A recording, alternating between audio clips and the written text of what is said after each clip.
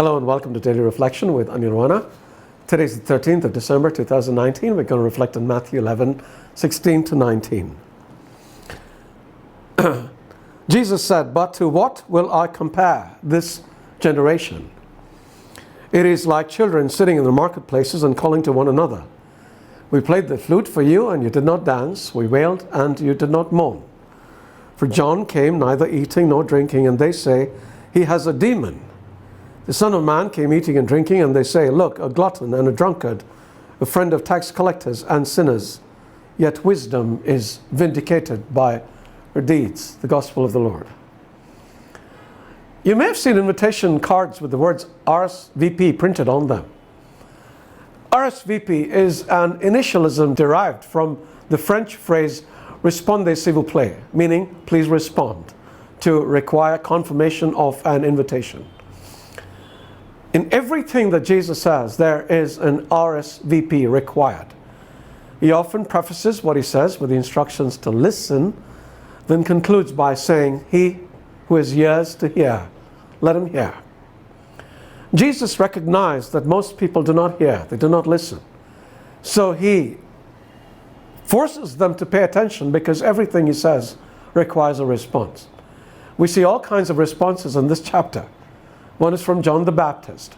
Hearing the deeds of Jesus from his cell in prison, he sends the disciples to ask Jesus, "Are you the one who is to come, or should we expect someone else?"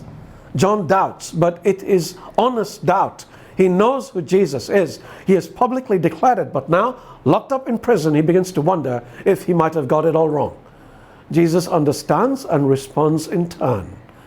I have people who don't understand some of the things I say. The wiser among them express their doubts to me, and I answer them because I know they are looking for understanding, not faults.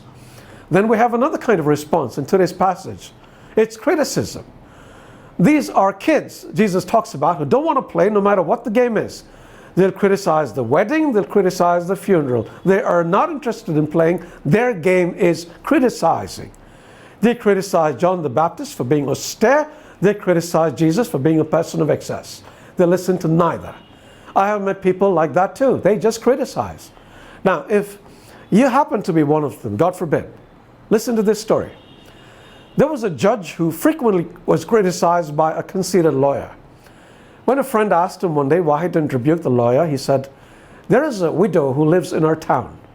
She has a dog. Whenever the moon shines, the dog goes outside and barks all night at the moon." And then the judge moved the conversation to another subject, but the man couldn't get the point of his story. "But Judge," he said, "what about the dog and the moon?" "Oh," the judge replied, "the moon just went on shining." So let us respond properly, shall we? Especially to the things that Jesus says, and not be critical about everything. God bless you.